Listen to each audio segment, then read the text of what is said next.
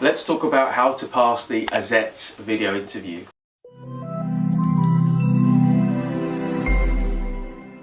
What's up guys, it's Mike from Job Ready English here to help you get hired. Today we're going to be talking about the top 10 professional services firm, Azets. As ever, if you want more help with the only interview pack to help you pass the Azets interview, make sure you check out the Azets Pass the Interview pack down in the link in the description below.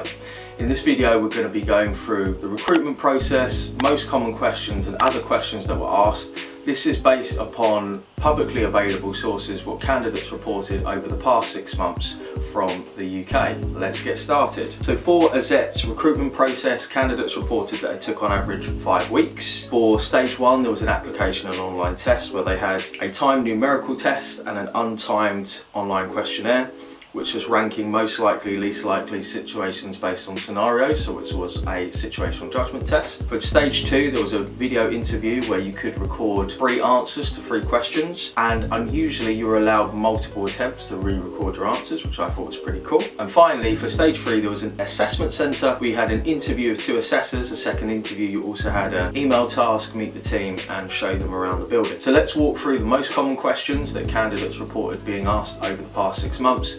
This is based upon our research, questions that came up multiple times from different candidates for different roles.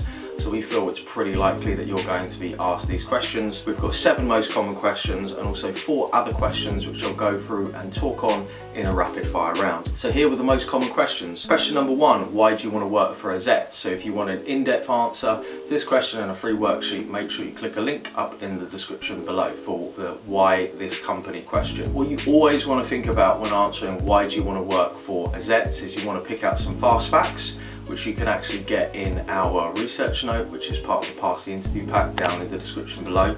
I'd say you want 5 or 6 facts. You want to make sure that they're unique. So when we say something's unique, it can only be said about Azets, not anything else. And this is really pretty quick. You could do this in 15 minutes. You could read their About Us page, history page, their awards, their recent news. If you really wanted to, you could dig into their annual report, just the summary of the annual report, which is the managing partner, director or chairman's statement. Just pick out some facts. I always like to do is make sure one of those facts is relatable to you. So maybe you really care about environment, corporate social responsibility, diversity. Just relate it to yourself and why it's important to you. Question number 2, why this role? Again, want an in-depth answer to this question, how to answer it and a free worksheet. Check out the card up in the top right hand corner. So when talking about why this role, you want to break this into 2 parts, and this is based off of your job description. Part number 1 is what are you going to do? And you want to spend half of your answer really just explaining what you do day to day. This demonstrates that you have a clear understanding of the role. Part number 2 is you're going to want to concentrate on what are 2 or 3 key skills that you have which are outlined in the job description, which you can clearly demonstrate possessing based upon the experience that you have. So you want skill plus example. I've got really great Excel skills because I've actually used that for 3 years during my course, and I've learned everything from VBA to macros and pivot table, and I have a lot of experience of using Excel with multiple sheets and multiple points of data. For example, where candidates tend to go wrong is that they'll talk far too much about themselves and they won't really demonstrate that they understand what the job is all about, because, and I can understand this, they're like, well, surely you know what the job is, you're advertising it, but the employer wants to see that you can understand the job that you're going to be doing. Question number 3, tell me something about you which is not on your CV. I love this question.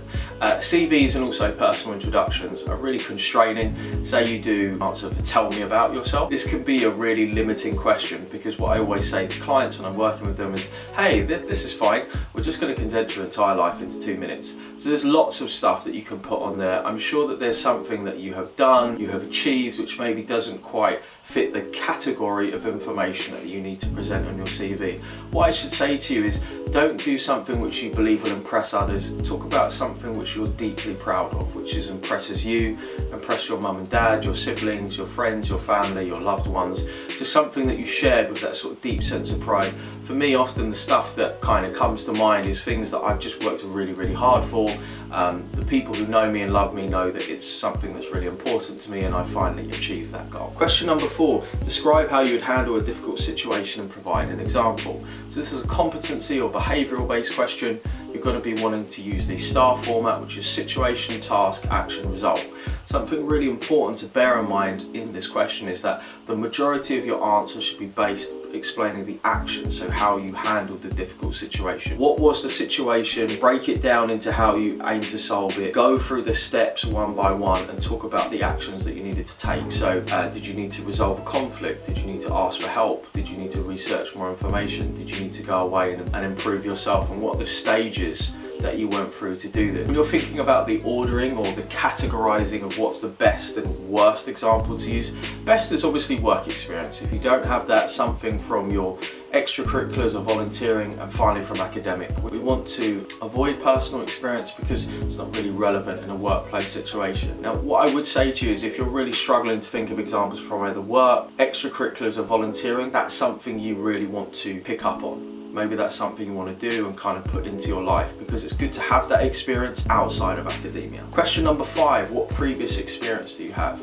This is a great question. Again, it depends whether you have work experience or not, whether you've done things outside of your studies. One key thing to remember is that all skills are transferable. So whether that be teamwork, leadership, interpersonal skills, numeracy, problem solving, resilience, commercial awareness, and so on and so forth.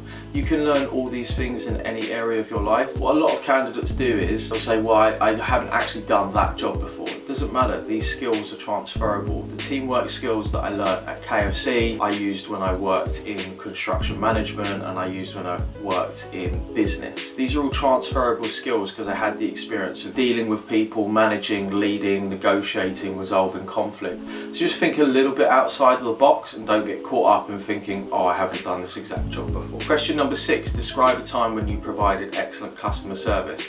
Now, of course, this one is a little bit more difficult if you don't have work experience or extracurricular experience, but what you could break it down to is just excellent service to other humans, other people. You know, living a life full of service where I'm basically thinking, well, how can I serve rather than seek? And I think this is a great question to, first of all, think about what excellent customer service to me. For example, I was dealing with a problem that we had with our business banking provider the other day. For me, excellent customer service was really quick to reply, quick to tell me the additional information that they needed. And once I provided the information, quick to resolve the situation and also to communicate the situation when it needed to be resolved. Now, unfortunately, most of the time when you're dealing in any form of customer service role, you'll know that you're never going to get a customer ringing you up and going, hey, just wanted to give you a call and let you know that you're awesome and your products are great and everything's going really well. They're generally going to phone you with a problem. So the first thing that you need to do is listen, understand, communicate the resolution, particularly if that's not something you can resolve. You could say, well, look, I'm going to speak to my manager, I'm going to put you on hold, or this is actually quite an irregular situation, I'm going to put you in contact with a different department, but I'm going to check on you and see what's happening in the next 8 hours, for example. Very often when people get frustrated, it's a lack of communication. It's a lack of people just explaining stuff. Question number 7, what excites you about this role? Again, kind of similar to why this role, but what you can really dig into is the stuff that you'd be doing, the things that you would learn, the qualifications that you get, the clients that you work with, or the projects that you'd get to do. So try and really zero in on that job description and pick out 2 or 3 things that really interest and excite you. So finally, here's 4 other questions in a rapid fire round. Discuss skills and areas that need improvement.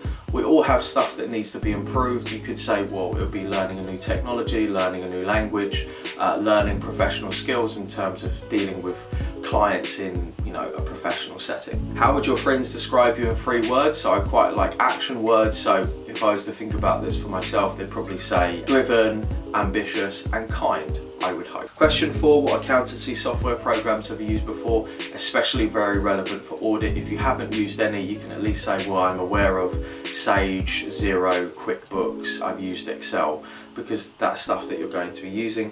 Question 4, tell me about previous experience in this type of role. If you don't have it, then use transferable skills from another role. If you have, then obviously explain that and pick out the skills that would be needed. Guys, I hope that you found this video useful. Let us know down in the comments below how your interview went, if you've got an interview coming up, or what other companies you'd like us to cover. Wherever you are, whatever you're doing, I wish you the best of luck. See you later.